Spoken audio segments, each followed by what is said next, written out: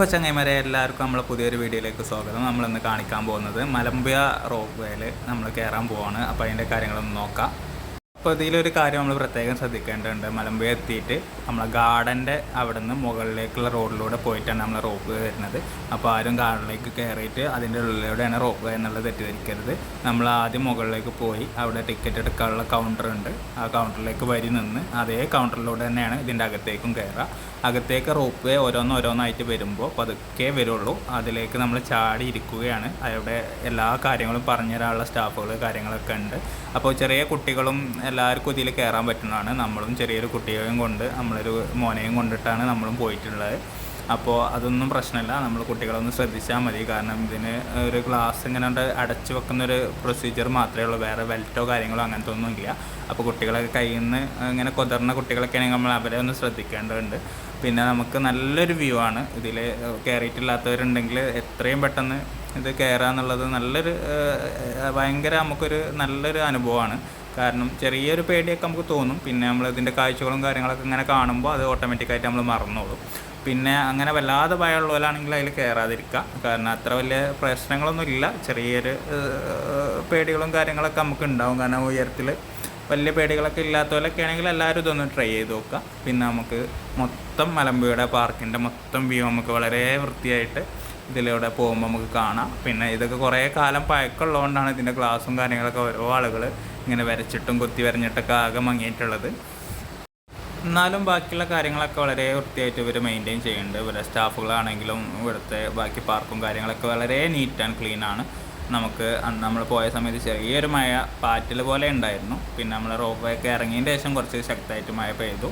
കാറ്റും നല്ല അത്യാവശ്യം ശക്തിയിൽ തന്നെ അടിച്ചിരുന്നു. ഇപ്പോൾ സീസണൊന്നും അല്ലാത്തതുകൊണ്ടാണ് ഇത്രയും ഫ്രീ ആയിട്ട്. മറ്റേത് നമുക്ക് ആ റോപ്പ് വേയിലൊക്കെ കയറാൻ അത്യാവശ്യം വരികയും തിരക്കും കാര്യങ്ങളൊക്കെ ഉണ്ടാവലുണ്ട്.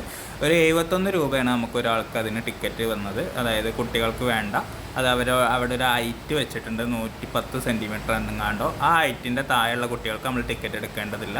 പിന്നെ ഫാമിലി ടിക്കറ്റ് കാര്യങ്ങളൊക്കെ വേറെ ഉണ്ട്. അപ്പോൾ നമുക്ക് അതിൽ ഏതാണോ ഉചിതം വെച്ചെങ്കിൽ ഞങ്ങൾ എല്ലാവർക്കും ഓരോ 71 രൂപയുടെ ഞങ്ങൾ 5 പേരായിരുന്നു വലിയവരുണ്ടായിരുന്നത്. അപ്പോൾ 5 പേർക്കും 71 രൂപയുടെ ടിക്കറ്റ് എടുത്തു. പിന്നെ നമുക്ക് 3 കുട്ടികളും നമ്മളെ കൂടെ ഉണ്ടായിരുന്നു. അപ്പോൾ അവരൊക്കെ ഒരാളെ ഞങ്ങളെ മടിയിൽ വെച്ചു. ബാക്കി ഒരാൾ ഉമ്മാൻ്റെ കൂടെ, ഒരാൾ പിന്നെ അനിയത്തിയും ഭർത്താവും എല്ലാവരും കൂടിയിട്ട് ഞങ്ങളൊരു ഫാമിലി ആയിട്ടാണ് പോയിരുന്നത്. അപ്പോൾ വളരെ എൻജോയ് ചെയ്യാൻ പറ്റിയൊരു ഭാഗമാണ് ഈ റോപ്പ് വേയിൽ പോകാന്നുള്ളത്. ഇത് വളരെ പതുക്കെ പ്രവർത്തിക്കുന്ന ഒരു സിസ്റ്റമാണ്. നമ്മൾ ഈ കമ്പിയിൽ നമ്മുടെ സീറ്റ് ഘടിപ്പിച്ച് അത് ഓരോ തൂണിലുള്ള മോട്ടറുകൾ വെച്ചിട്ട് പതുക്കെ ചലിപ്പിച്ചുകൊണ്ടേ ഇരിക്കുന്നൊരു സംവിധാനമാണ്. അപ്പോൾ ഇതിൽ കയറിയാൽ നമുക്ക് വളരെ മനോഹരമായിട്ട് മലമ്പുഴ ഡാമും അതിൻ്റെ പരിസരവും കാര്യങ്ങളൊക്കെ വളരെ വൃത്തിയായിട്ട് കാണാൻ കഴിയും. ഇപ്പോൾ നമ്മൾ ഈ ബാക്കിൽ കാണുന്നത് എൻ്റെ ഉമ്മയും അനിയത്തിയുടെ മോനുമാണ്. പിന്നെ അതിൻ്റെ ബാക്കിലാണ് അനിയത്തിയും ഭർത്താവും അവരുടെ ചെറിയ മോനും ഉള്ളത്. പിന്നെ ഞങ്ങളെ ക്യാബിനിൽ ഞാനും ഭാര്യയും എൻ്റെ മകനും ഉള്ളത്. അപ്പോൾ ഞങ്ങൾ 5 വലിയവരും 3 കുട്ടികളുമായിട്ടുള്ള ചെറിയൊരു ട്രിപ്പായിരുന്നു. പിന്നെ ഇതാണ് ഇതിൻ്റെ നമ്മൾ തിരിച്ചു പോകുന്ന ഒരു സിസ്റ്റം. അതായത് നമ്മളിവിടെ വന്ന് ഈ ഒരു ഭാഗത്തു നിന്നാണ് ഈ ഒരു റൊട്ടേറ്റിംഗ് വീലിലൂടെ നമ്മൾ പതുക്കെ തിരിച്ചിട്ട് നമ്മൾ വന്ന അതേ ഭാഗത്തേക്ക് തന്നെ നമ്മളെ കൊണ്ടുപോവുകയാണ് ചെയ്യുന്നത്. ഇതൊരു അത്യാവശ്യം സമയമെടുക്കുന്ന ഒരു പ്രോസസ്സ് തന്നെയാണ്. നമ്മൾ വന്നിങ്ങനെ തിരിച്ച് അവിടെ എത്തുന്നൊരു സമയം എന്ന് പറഞ്ഞാൽ ഏകദേശം ഒരു 10-15 മിനിറ്റോളം അതിൻ്റെ കൂടുതലൊക്കെ എടുക്കുമെന്ന് തോന്നുന്നുണ്ട്. കറക്റ്റ് ഞങ്ങൾ സമയം നോക്കിയിട്ടില്ലായിരുന്നു. പിന്നെ അത്യാവശ്യം എല്ലാവർക്കും ഇഷ്ടപ്പെട്ടു. മക്കളൊക്കെ വീണ്ടും അതിൽ പോകണം എന്നൊക്കെ പറഞ്ഞ് കച്ചറ കൂടുമായിരുന്നു.